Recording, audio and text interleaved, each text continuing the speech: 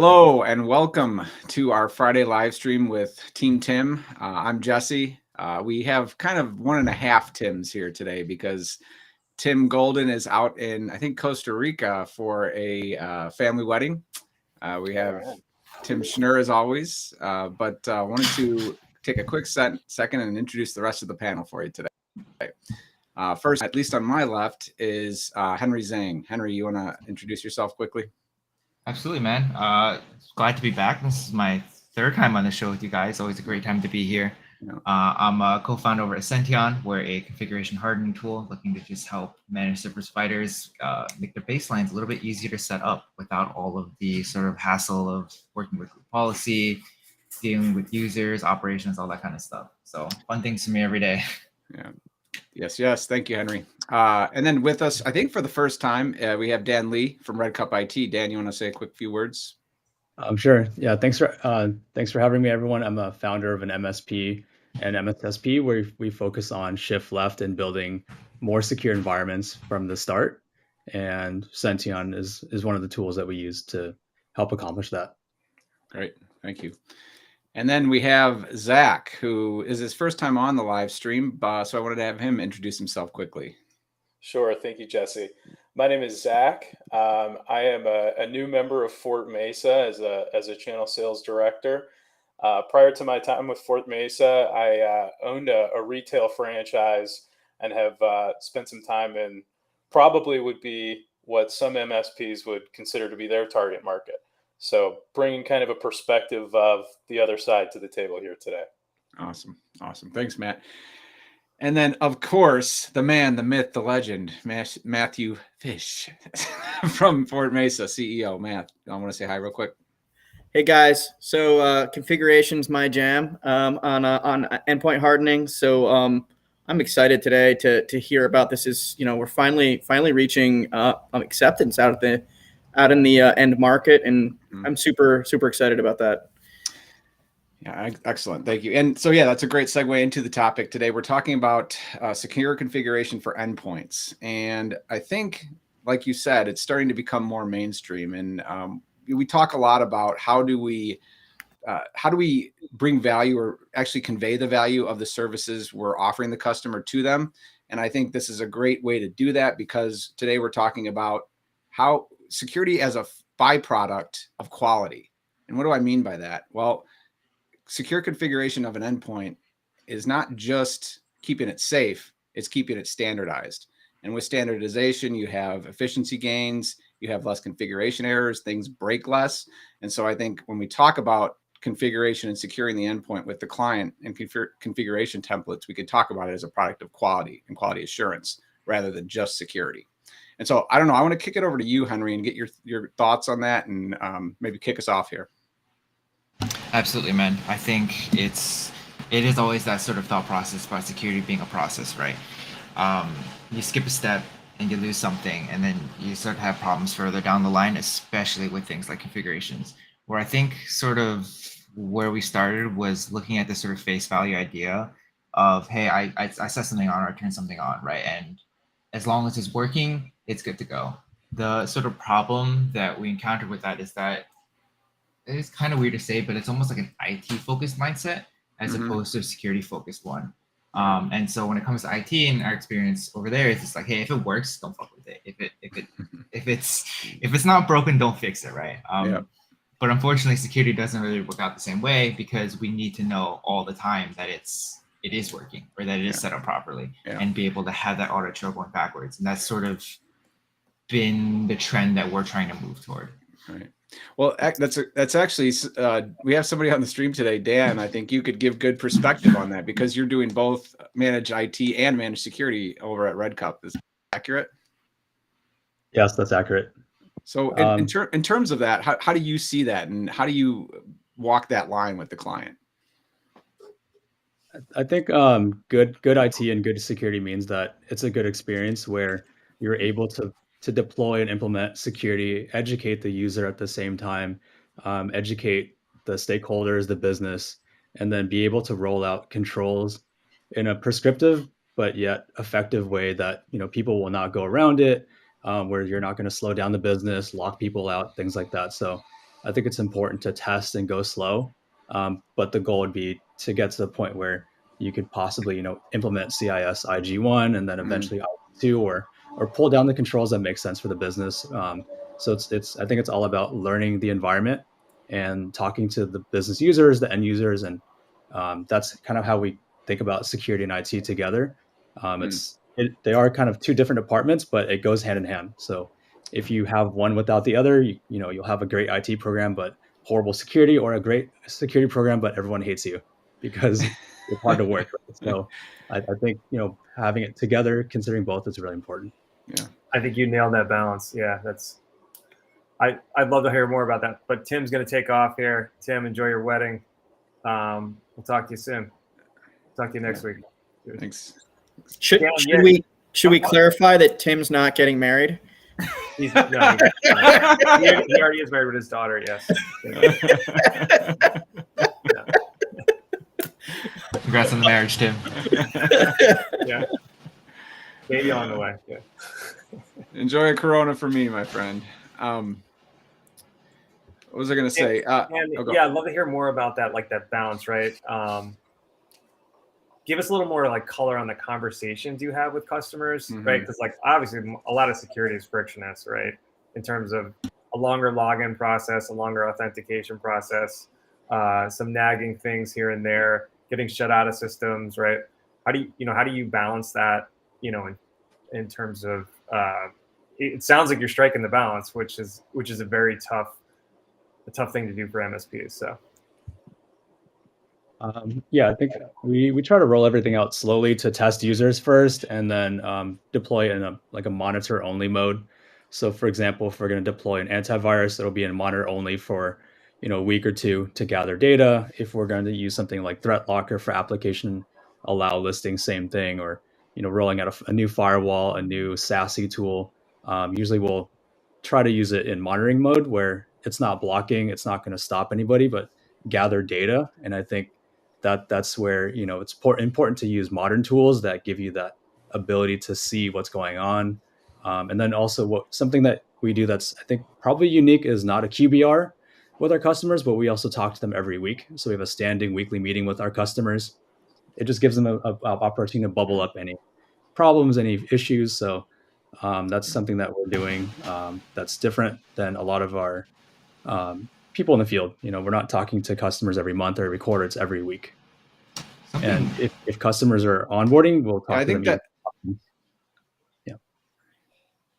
I think that's huge. And I say the more services you're offering to the clients, the more touch points you need, right? Because you're going to have more things going on and more potential friction points that if left unaddressed, they could poison the well with the relationship. So I think that's a great idea. If you can just get in front of them quickly and say, hey, let's chat, anything come to mind, and just, I think the other piece of that is being able to capture those things, right? And then turn them back into the business and make sure something gets done about them because you don't want to meet next week and say, oh yeah, we actually didn't do anything about that. So maybe talk a little bit about what's your process for doing that. When something comes up with the client, how does that process look internally, and how do you turn that back around to make progress on it in the week you talk to the client?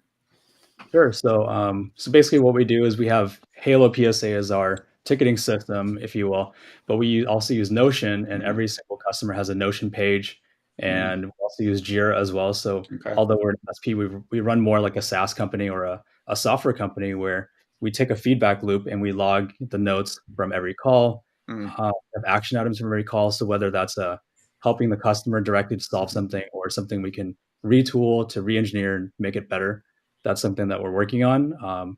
We use a lot of SaaS tools here at Red Cup, so we've learned a lot from how these SaaS companies operate. They always place a CSM, like customer success manager, where they're always available to chat with you and talk to you about what problems you have. Then they take it back to their engineering team.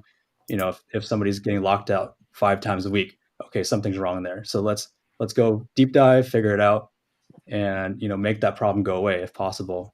Whether it's a new solution or really figuring out what's causing that to happen so many times. And even in our Halo PSA, we have an automate button where any one of our techs can click this button and it says automate this, meaning they've seen this issue 2 or 3 times. That means the customer is being frustrated. So we made an automate button where anybody in our company can click that, and it opens up a Jira ticket in the back end. for an engineer to take a look at that issue and see if we can make it go away for good. So speaking of stuff that you guys do, fantastic Dan, tips. I love it. something that I learned about what you guys do at Red Right. Cup that I thought was really, really interesting.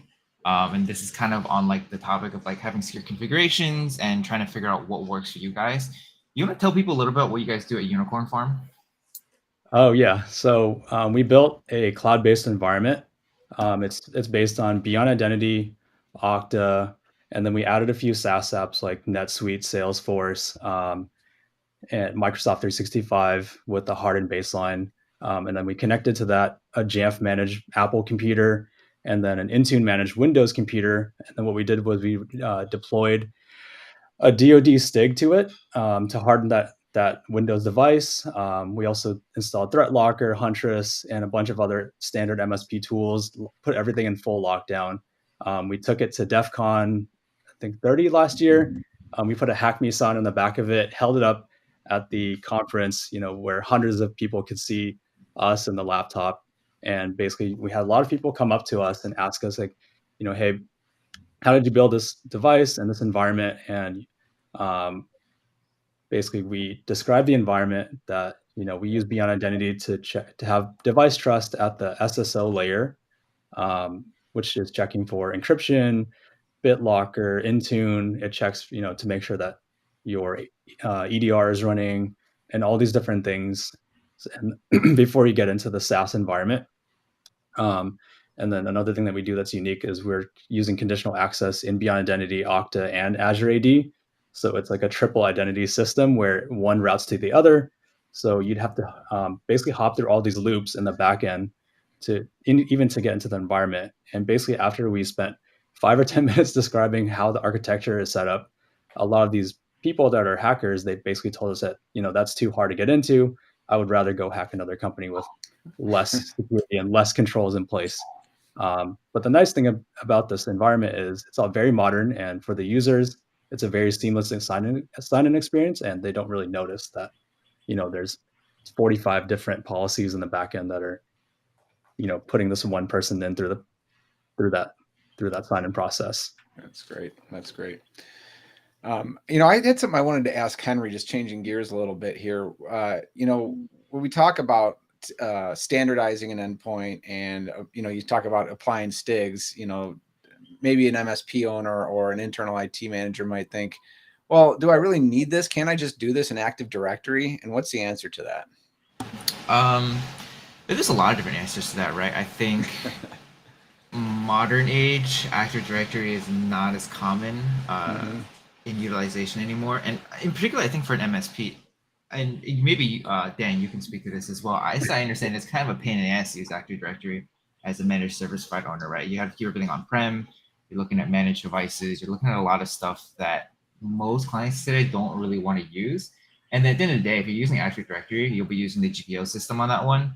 And the way we look at it is if you're using domain group policy, you're accepting maybe like a 10, 20% chance risk that something just won't apply, and then you'll just never know about it. And so from our standpoint, it's like, yeah, you could go ahead and do that. So you can do all this manual setup and processing with Active Directory to keep it integrated with this legacy system that Microsoft is trying to kill, to accept a 20% chance of failure. And I know from my perspective, it's not really the direction we're trying to move. That's for sure. Yeah, it's more of a ubiquitous approach. So that makes sense. Yeah. Okay. Go ahead. I think you might be muted. Sorry, guys, microphone. Having implemented these Active Directory hardening tactics, I will tell you, it is hard enough to do that in a medium enterprise spread across multiple sites. Right. Organizations that are really deeply entrenched in Active Directory, they do need external reporting products to really understand what is actually making it out to the endpoint. And Active Directory is not enough. And for an MSP, first of all, most of you guys are phasing out Active Directory, right? And where you're not, you've got a pile of Active Directories. You don't have a Active Directory, right? You're lucky if all of your customers only have one. So the idea of keeping all those policy enforcements and measuring practices straight and then standardizing and normalizing across customers. Yeah. It's really a non-starter using those tools. Yeah, and I think too, obviously I was playing devil's advocate there and kind of setting you up a little bit, but I think also the big thing for me at least is having a background in financial services clients, investment firms and things like that. You're seeing a ton of M&A, and so this is huge for that, to be able to onboard companies quickly and not have to worry about these huge Active Directory integrations and trust relationships and everything else. You can simply take and apply the templates across endpoints ubiquitously, regardless of the Active Directory structure. And so that's helpful. So you're telling me you don't like working with trust? No, I don't. I don't think I'm the only one either. Shifting gears, I think the big thing with Dan we really wanted to hear about was tell us, how you picked Sention and you were able to convey that value back to the customer. And I think we're curious as well, are you charging extra, is Sention varied in kind of like an all-in per seat per price? Talk to a little bit about the dynamics, the pricing dynamics, but also the value conveyance, right? That got them to say, oh, I really, I'm excited about Sention coming into my IT stack. Got it. So going back to the unicorn environment and what we're trying to build, I think like Matthew was saying, basically it takes a lot of work to deploy 400 different controls to Windows 10 or Windows 11 environment. And from moving from on-prem AD to Intune, there are still gaps where certain configurations are missing, and then you basically have to go download all the GPOs and ADMX and then map it from ADMX to Intune. Right. So it took two of my engineers months to get to this point, and we still weren't done. So then we had to download the DoD stigs to try to cover more of those holes. Then we ran Cyber CNS, and it still had more things that weren't locked down. So then that's where the search began to basically, there has to be a better way than manually configuring everything. And then, when you go into the CIS hardening guide, it's like 1,000 pages long. And I had to hire an engineer. And part of the interview process was I asked them, hey, if I gave you 1,000-page PDF, could you sit there and just configure every single thing one at a time and not lose your mind? And would you be okay with that? And, it took a while until I found an engineer that said, yes, I'll be happy to do that type of work. And then I hired them. And, he never even finished it. We always get pulled away to help clients and things like that. And, it's difficult. So basically, we went online and looked to try to find, a company or a SaaS company that's all they do is Windows 10 hardening. And we found Sention. We're now, in the demo process, we clicked a button and within seconds it had applied. Whereas, we do months of work in Intune, do all this manual mapping, and we deploy it to, let's say, 10 computers, and maybe 9 will apply within 15 minutes or an hour. And then one of them, it just goes for days and there's no reporting. You don't know what's going on, right? So it doesn't really apply, and you don't know why, because Intune's reporting is lacking. And so, how do you scale to the SMB or enterprise when you have thousands of endpoints that need this type of configuration? Or, you go into the DIB, and this is the requirements for CMMC to get 800.171 certified, and there's no reporting. So how can you tell your client that your computer is 171 compliant when if it fails, it's a black hole? Right. So you need a better tool, basically. Right. So that's where we landed on Sention, because it's real time. It's nearly real time. So they don't really, they're not really exposed to it, right? This is internal savings, as Jesse was talking about, automation, consistency, right? Standard templates, and just not creating that, I want to almost call it technical debt, right? If you didn't have a tool like Sention, you'd have a lot of technical debt that would create just tons of tickets and headaches and security, downhill security problems, right? So they're not necessarily exposed to it, but it sounds like it's saving you from an internal rollout perspective and an ongoing basis. Is that right? Or Yeah, that's right. I think just using Windows in itself is technical debt. Choosing to use Windows, you immediately have technical debt, to be honest, and Yeah, that's why we have to secure to that point, and absolutely. like So I heard something you else. talk. Oh, go Yeah, ahead. Go ahead. I was going to say something else we're doing is also working in DevSecOps. So we also help customers with AWS environments, Azure environments, GCP rolling out their applications, and even when you pick an Amazon AMI, there's hundreds of vulnerabilities in Linux already. The second you deploy that server or do a Docker pull, it has hundreds of vulnerabilities. So there's another company called ChainGuard, and all they focus on is Linux image hardening. That's all they do. And there's hundreds of Linux images where when you deploy it, it has zero known vulnerabilities out of the gate. So you're starting at a better place, and that's like the goal with using Sension on the Windows side is how do we get to do what ChainGuard is doing for Kubernetes or Linux on the Yep. Windows environment. Yeah, nice. Yeah. I heard you mention, CMMC and how you actually get true performance management of the solution. Like, are we doing what our policies say we're doing and what our controls say we're doing? So that's huge for me right there as I'm thinking about building an offering, right? Because that's where my mind always goes. Is that something you use in your marketing collateral when you're talking to clients like that? Or talk to me a little bit about how you leverage it in terms of going after prospects. Sure. So I think it does all start with the policies, right? So uh, usually your clients will not want this level of controls for no reason. Right. Maybe they're trying to sell to an enterprise company where you're a SaaS provider, you're selling to enterprise, and they expect a SOC 2 report or they expect something done a certain way, or you're in banking and there's FFIEC controls, or you're in the CMMC DIB space and there's those controls that are coming down the pipeline that if I want to apply to an RFP, I need to have this done. Otherwise, I can't even apply for this. I can't bid for this project. Mm-hmm. So, first you have to write the policy, and then you have to operationalize it. Mm-hmm. And then what you do, usually the audits are annual. So it's a point in time audit, and basically you're compliant today, but tomorrow an engineer in your team or someone deploys something and you're immediately out of compliance. So how do you stay in compliance? That's the hard part. So we have to use a ton of different tools to keep posture in check. So device posture at the endpoint level, cloud security posture management, SaaS security posture management, etc. So it's a lot of work. Awesome.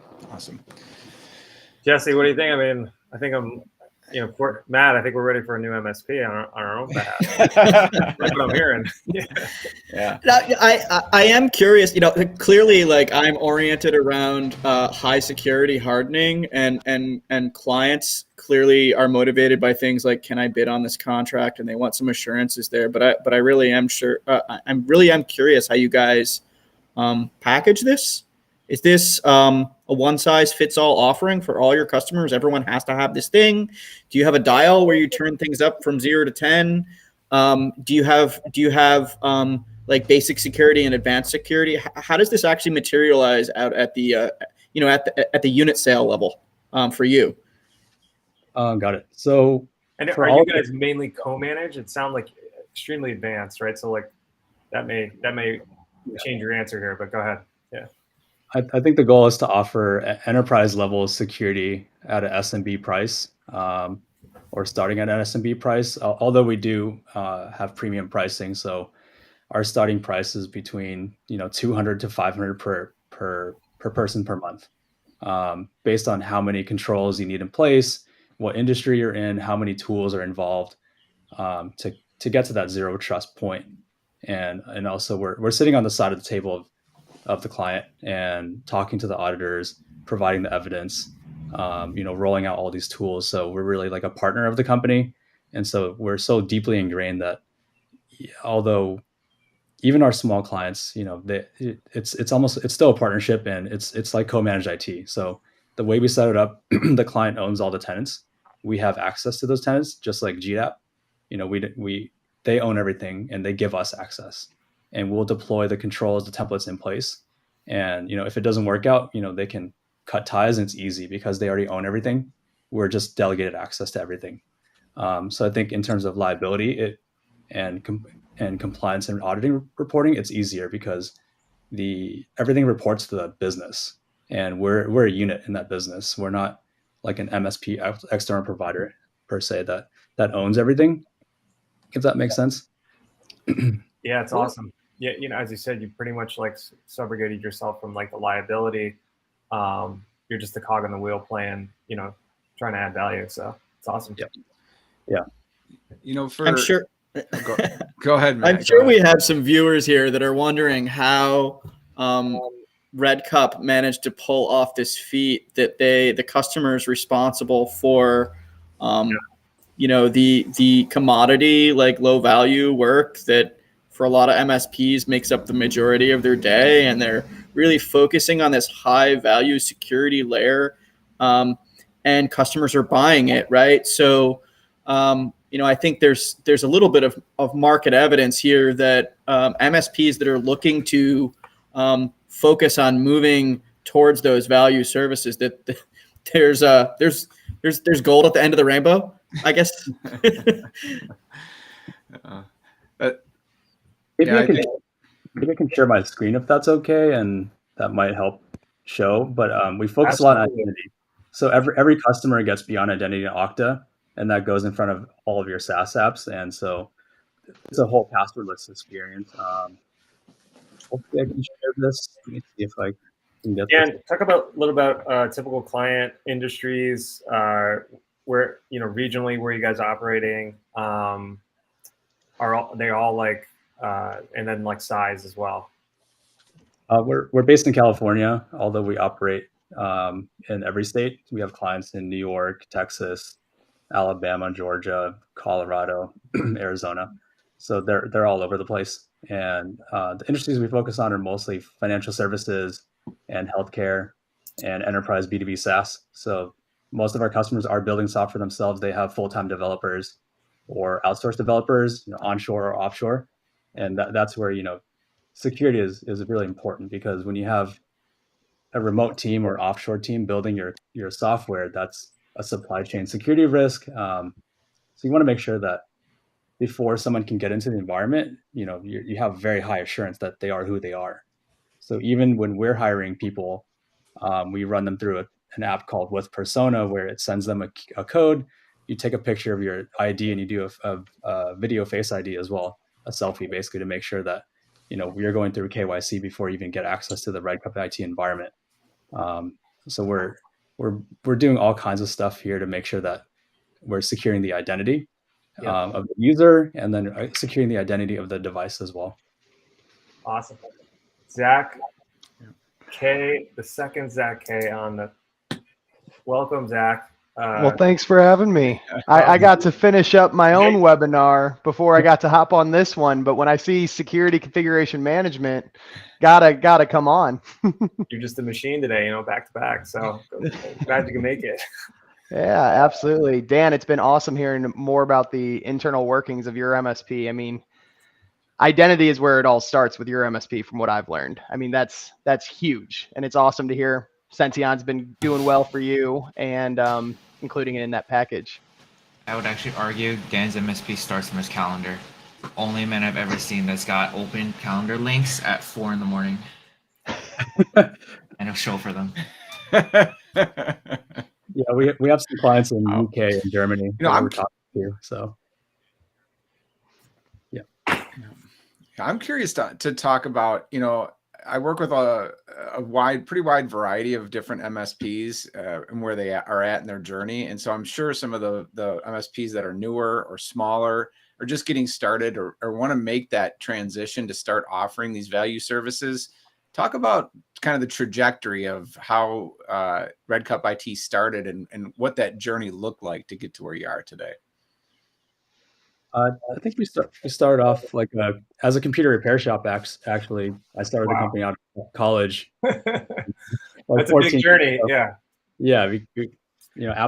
Apple PC repair shop, fixed a couple iPhones. Somebody even wanted me to fix an Xbox once. We said no to that right away. And then, we upgraded to business support, break fix. And then from there, after a year of doing that, we got hundreds of customers in Orange County, California, but realized that people will only call you once or twice a year when things are really on fire. that was, very reactive. And, although we provided a good service, it started breaking down because too many people were calling and it was unpredictable. So we did some Googling back in 2011 and found something called MSP. So, we did more research. And, I think we met Len from Autotask, and basically he told us about Autotask and PSA and MSP, and we learned more about the business. And from there, became decided, okay, let's get people on contract so that we have predictable income and we can talk to people, on an ongoing basis, and improve from there. And then 5 years ago, we got lucky and landed a big financial services client. And that's when things got really serious because they wanted to get a SOC 2, FFIEC, and they were getting constantly attacked, because they're a very, very visible company. And so they processed 2 million emails a year. And so we had to put iron scales in front of ATP, for example.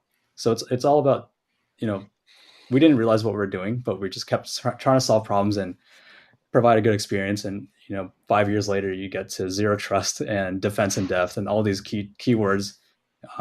We've been doing it, just because we wanted to have a good experience for the customer. Meaning, you can process 2 million emails, but you're not processing 2,000 phishing emails a month. You need something with AI that can process that for you. The Microsoft accounts got attacked so much that our C-levels were getting locked out a couple times a day, a week. So we put Okta in front of that. Then the Okta started getting attacked, where then the Okta got locked out. So then we put a Beyond Identity in front of that, because Beyond Identity is a credential-based, endpoint-based agent that's on your computer. Hackers can't really breach that because it's not publicly available. Because Microsoft login and Okta logins are both publicly available, you can just keep attempting it until you lock the user out. But with Beyond, you can't, because it's not public. It's on your computer. So then that went away. Then we just go on to the next problem. So we just listen to our customers and keep solving problems, keep engineering, and keep looking for solutions. And now we have a tech stack that is like 30 to 50 different tools. So we got to the enterprise level of security without trying to do that specifically. We're just trying to get to a good user experience. Hopefully I got a question on that one.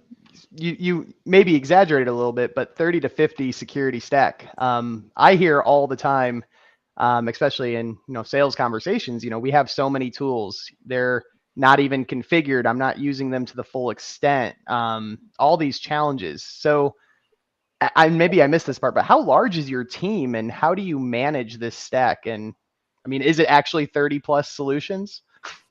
Yeah, it is. And it's actually not enough tools. If you look at the enterprise market and go to the RSA conference, there are, like thousands of startups there, and the average enterprise will use 150 security tools.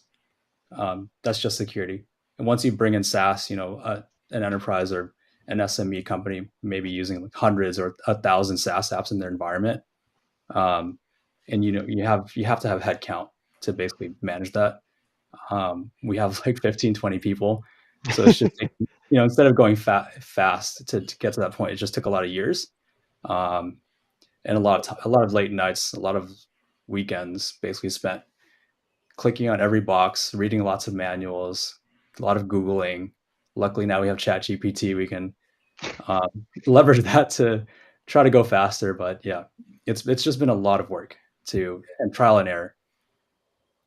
Yeah, and charging 200 to 500 a seats sounds expensive. I posted something, I think, a couple of weeks ago. Bank of America talked about their total cybersecurity budget alone, not even their IT budget, and it was $1,000 a head.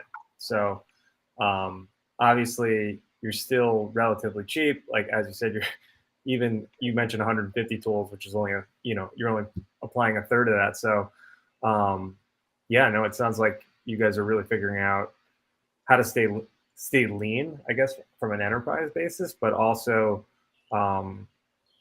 justifying that 200 to 500 spend. Talk a little bit about security frameworks that you're chasing. You mentioned SaaS firms that you're supporting.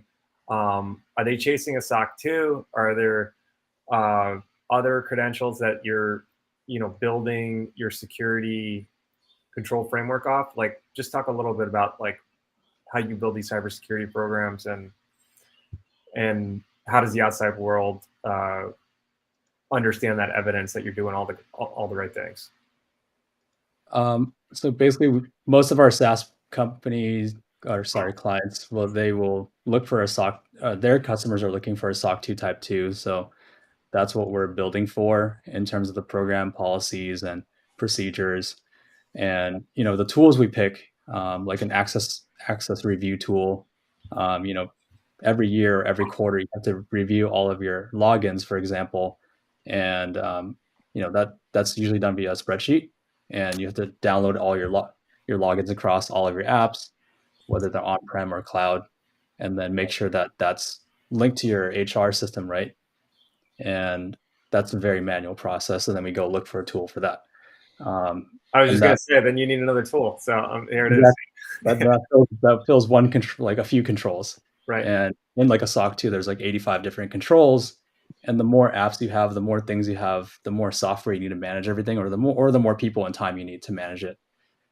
So we're also partnered with a company called Drata that does compliance automation. And everything's API. There's so much data that's flying around that if you don't have an API, then it's going to be a spreadsheet or a screenshot that you need to provide to the auditor. And so we try to use API native tools as much as possible, because I think we're on the business of data. If you have good data, you can probably provide a good experience, you can provide better security, you can start thinking about, like, can I build a data lake, a security data lake? That's what some of the enterprises are doing, or the best SOC MDR providers are doing, is they're building a security data lake. It's all about the data. So that's why we pick the tools that we pick. And so do you guys run a SIM as well? Like, is there 24/7 response? Are you using SIM like tool and then doing security orchestration, things like that? What are you doing? I'd love to know what you're doing with that data. So internally, what we're doing is we're using Datadog to basically connect all of our tools like Keeper Security, Okta Beyond Identity, AWS, Microsoft 365, and we're piping all the data to one place so that it can help monitor that data. And then we're also partnered with another third-party company for the 24/7 SIM and SOC. And then basically we hook up our Datadog to their environment so that they can read all the data as the SOC. Gotcha. So not like an elk stack or anything. They're using whatever SIM on their side. Yeah. I think we're using CyberHawk, and I believe it is elk stack on their end. Cool. Mm-hmm. Jesse, I think you're talking, but there's some crazy lag. You back? So talk about that. So, and then the organizations that you're working with are paying an external MSSP on top of the services that you're providing. Is that right? So for the MSSP, we're integrating them into our offering. So our MSP offering and MSSP offering are together, but we do partner with like virtual CISO firms, where they're handling more of the strategy, the nuance of compliance, interfacing with the auditors, and then we're handling the remediation or the build. So we're building a secure environment that then gets audited, basically. So for one of our largest clients, their SOC 2 report mentioned us 90 times in the report. So you can think of us as like the AWS of IT, or it's like a shared responsibility model, and we handle a lot of it basically that way. AWS says, hey, we'll provide your 24/7 security, the moat, the security guards, the redundant power, things like that. So we offer like 50, 30 security tools on top of that sit on top of AWS, so that shared responsibility for the client is very little. So then you get closer and closer to the business, meaning the business should be building their products and helping their customers, not reinventing the wheel in terms of cybersecurity or compliance. And we try not to build data centers anymore, right? Because the three biggest players do a really good job at that. So we try to move up the stack, and then we get to the point of, hey, we did all this. How do we harden the environment? So then let's like use Sention for that, for example. Then you just get deeper and deeper into the, what should be done. Awesome. And you keep on mentioning you're using very focused vendors, which is kind of why your stack is so large, which is awesome to hear. But you keep on talking about you're identifying a new problem and you need to find a new point solution, which obviously is an approach that's working for you. Are you basing any of this off of an overarching framework? Like, do you leverage the CIS controls, or what's your North Star? Or find a problem, find a solution? Yeah, we are using the CIS internally because it's very prescriptive. It's an easier model and framework to look at. For example, some of our customers in healthcare, they are, have to comply to HIPAA, but when you actually read the HIPAA guidance, it doesn't really tell you what to do, and it's honestly very confusing still to this day. It references CIS actually. So yeah, in some parts, right? And it's a lot of up to interpretation. So we like to use CIS and basically pair that with the business. We'll look at the control and try to implement what makes sense for the business. And you're not going to be able to deploy every single CIS control. It's not realistic, but that is like the framework we're looking at.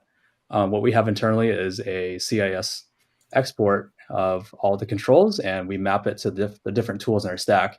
So you'll have control, and then you'll have tool. So basically in the sales process, I'll pull up that spreadsheet, scroll down, I'll show the customer the 85 different controls, the 30 whatever amount of tools that are in the stack. And, then the customer understands like, okay, if I hire Red Cup, they'll help me meet all 85, 100 controls, but they're going to deploy all these tools that do that work for, on behalf of both of us. And if you pull out any specific tool, then you start creating gaps in your system, which makes the stack sticky, and it makes it make sense. Yeah, I love the playbook, right? I mean, you're using the tools to enforce the controls, right? So, as you said, you're building that stickiness. Talk about the vCISO kind of involvement. It sounds like they do a great job like embedding, and like, are they almost, are they in a lot of the same conversations that you guys are conducting? Is it like a three-way conversation with the vCISO, Red Cup, and client? Is that right? Or how does it usually work? I mean, because you guys are. It sounds like you're the gatekeeper, right? Like you're kind of like, you've organized all the tools, you set them up, you set up the controls. The tools are enforcing the controls. Obviously, policies and procedures. They would have their opinions on, best practices and things like that. But talk a little bit about that. Yeah, I think partnering with vCISOs is good because most of our customers build software, and that's a different domain of expertise than what we traditionally have in MSP, which is IT. We're racking and stacking servers, we're spinning up a 365 environment in the cloud. We'll spin up an Azure AD server, but when it comes to the ISV or the software that sits on that server, that's a different story. Or if you're building the software, that's a different story. Now you need a CTO involved to talk about CI/CD and things like that, and then that type of security, OWASP, and doing a penetration test in the application. So, and then, part of what the CISO should be doing is educating the business, the board, the employees, and the partners and customers with the importance of cybersecurity. And that in itself is a separate job. And, by working with a CISO firm, we can basically tell the same story. Because if I'm trying to push down CIS 18 controls into an environment without the education and without someone backing me up, it's not going to happen, because it's hard to understand why you need all these things, which is also why we like MITRE ATT&CK. So using the MITRE ATT&CK framework, you can talk to the business about, hey, this is what the hackers are doing. So they don't care if you're compliant or not. They just want to get into your environment to steal your data, to ransomware your computers, and get they're financially motivated. So what they're going after is the weaknesses in your system. So whether you're compliant or not, it doesn't really matter when you think of it from an attack perspective. So we also think about MITRE ATT&CK as well as part of the process. Is how do we prevent like MFA push fatigue, which is how Uber went down, right? So use something else. Don't use Octopush, for example. Yeah. I love this whole conversation, and I haven't been able to say much. I think my stuff is finally working now. So, but I swear, I think I need to take Dan and stick him in front of my clients and say, everything that this guy is doing, you need to go do. So he hit on everything I talk about, right? It's like unbelievable. Use, yeah. And he's proof in the pudding. Lever up to those middle market enterprise clients by offering premium services. And the way you do that is through education of the client and mapping your own internal services and solutions to a cyber framework, and then having those ready to go and be able to turn around quotes and be very prescriptive. I gotta say, Dan, I think we just became best friends. Oh, yeah, love having new friends. and the price point, right? Like where he's achieving himself in the market, like the ideal clients, right? Like the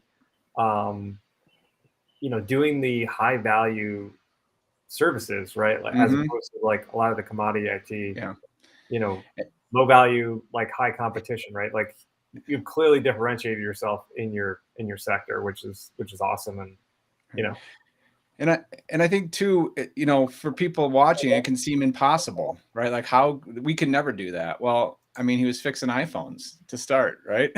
So turning down Xboxes. Turning down Xboxes.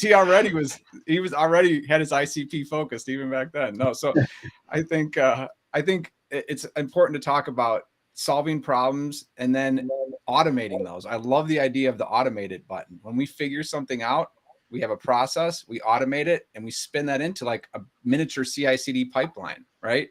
In the way we operate, and using that DevOps model is key to be able to build and not just doing the same thing over and over and expecting different results. So I love it.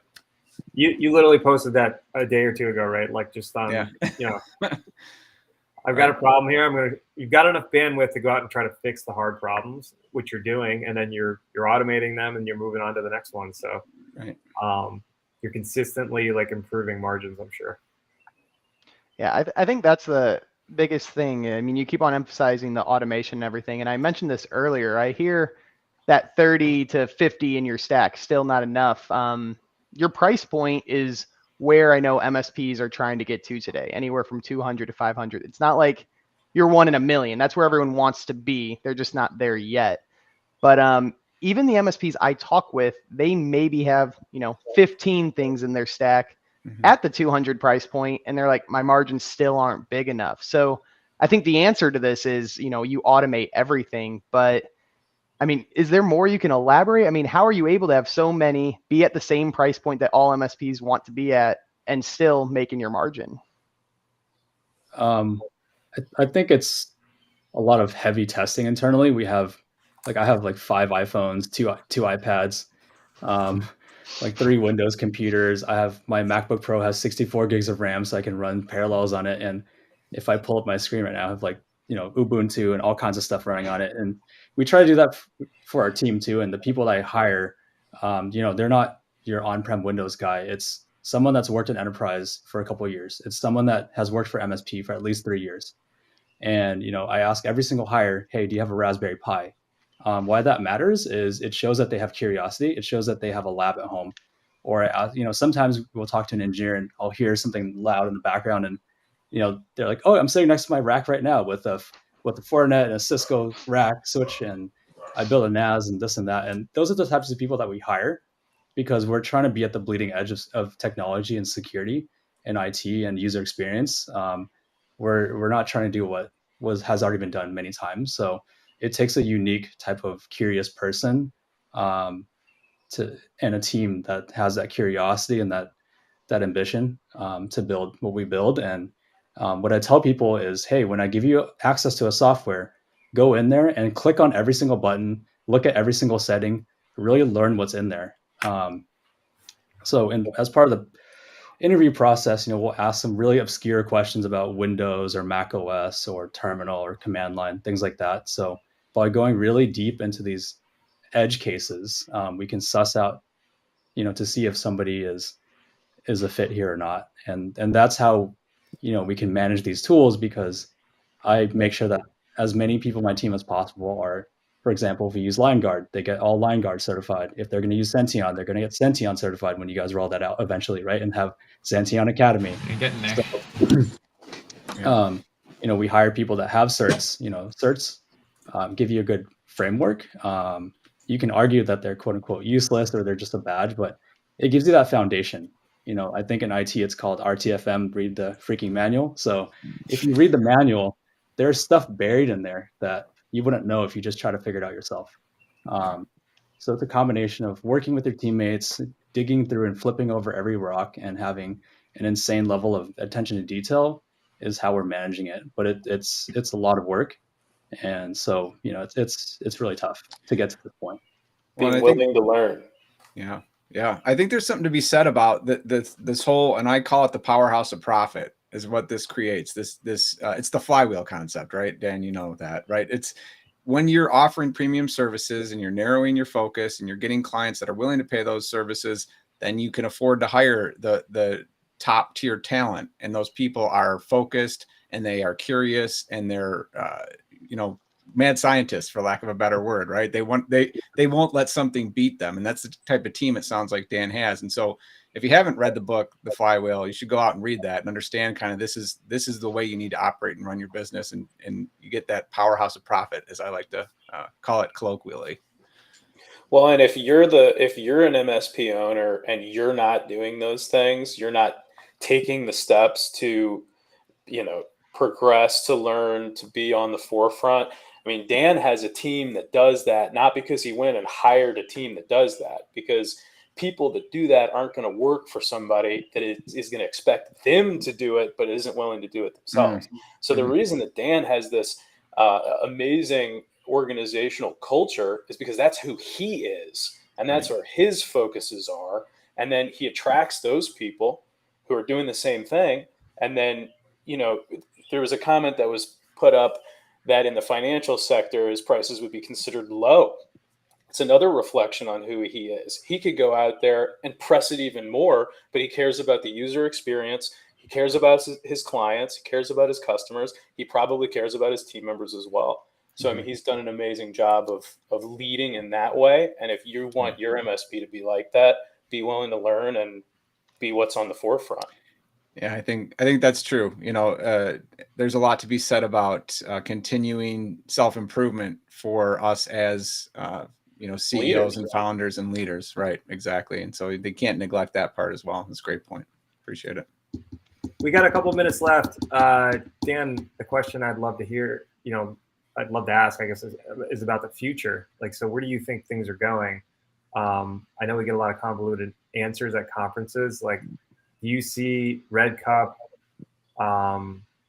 expanding? Are you taking private equity funding? Are you looking to merge or just, systematically, do you see more Red Cups IT, like similar shops, like coming out in the market, right? Because you're relatively unique, Jesse. I don't know if you've heard of a lot of organizations that are playing the key role that you are as, it sounds like you're a gatekeeper, but also orchestrating cybersecurity with multiple, outside parties. So where do you think things are going?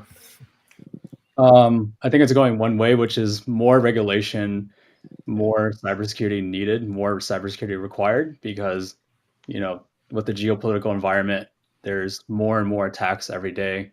It's getting more and more expensive to be breached. And it's already hard to hire people and deliver, and with companies like making cutbacks, like how are you going to fulfill the need, right? And the hackers all know that companies are laying people off, like Twitter laid off a bunch of trust and security, meaning, okay, let's go after them, right? That's how they think. So we need to put more software and more people and more automation in place, and I think it makes sense for MSPs to grow into that, because that's a need that's going to be very horizontal, meaning it goes across all industries and all environments. So I think there's a very massive opportunity for us as MSPs to fill that void, but it means that we all have to level up our own internal security and really use dog food. So if we sell it, we use it, and we use it, like I said, every feature. So we'll usually push the vendors to do more. We're putting in feature requests like, hey, you're missing SSO. Hey, you're missing logging. Stuff that other enterprise tools have, we'll ask our vendors to have, right? Because we want to hold our MSP vendors up to the enterprise standard. That way we can be playing at the same level that they are as they are, because that's the hackers are playing at the tier 1, right? And if we're using a tier 3 tool, like how do we compete with tier 1? We can't. We all have to level up. What's the fastest growing area, vendor market? Is it compliance? Is it EDR? Is it, as you said, like this AI data lake thing? Like, where do you see kind of the next growth explosion of vendors or a need? Like, what's on your wish list? I guess I'm asking.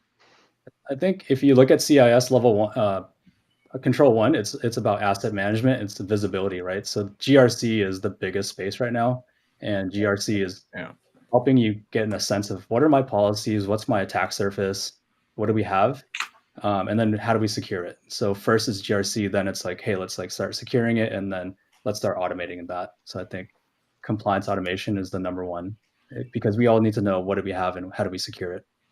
Yeah, no, you mentioned Drata Vantage Secure Frame, right? Like unicorns out of nowhere. So yeah, it's in your neighborhood, right? $2-3 billion valuation. So yeah, certainly that happened quick. So I think we'll continue to see that. We're almost at the top of the hour. Final thoughts. Jesse, you want to go first, or Henry? Why don't you go first? Well, I'll unpack. I always enjoy talking with Dan because he just has a perspective that I think I would try to strive to maintain internally as well. Final thoughts though here. I think it's an interesting perspective for me always when we get to do these, because I spend so much of my time focused on like one thing, right? Which credit to you there, Dan. Hopefully we're focusing on our one thing well enough for you guys. But it is always great for us to be able to get the external perspective, like, hey, what is sort of the overall market trend? What is it you guys are striving to do, right? What are the things that you're looking for us to be a tier 1 solution for you? Or what do we have to do to get there? And all those things, I think, are sort of always my takeaways from these.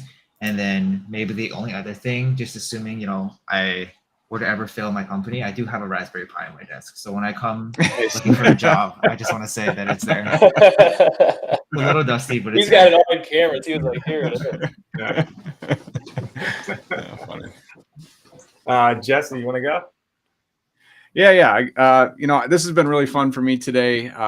First time meeting Dan and getting to hear about a lot of the same principles that we did in our MSP back when we built our security business that he's using to be successful in his, and to even go above and beyond the success that we had.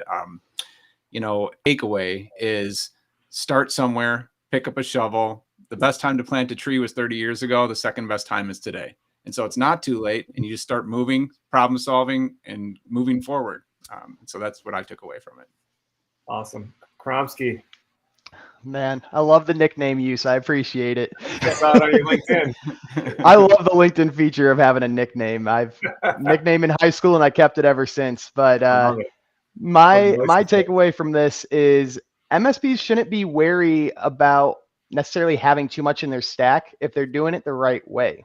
And if you're impressed by Dan's MSP and what he's doing, remember, Sention is part of that stack. So a step in the right direction to plug myself. Awesome. Shameless plug. I love it. Keeney, any other thoughts before I close it out? I just think if I could parrot Dan's perspective of find the next problem and solve it. If we could all take that into all aspects of our lives, professionally and personal, I think the world would be a better place. So glad that was a big highlight for you. Yeah, that was awesome. Just the innovation that he's pushing. Well, Dan, thanks again for coming on. Henry, Kromsky, love it. Next week, we're talking with Fifth Wall, MSP cyber insurance, small business insurance. They are clearly at the center of all things cyber insurance. Will Brooks, myself, Jesse for sure, Beachman, Tim Golden will be back. So enjoy the weekend, and we'll see you next Friday. Excited for that one. Yeah, thanks for having us, Tim. Everyone. Thank you.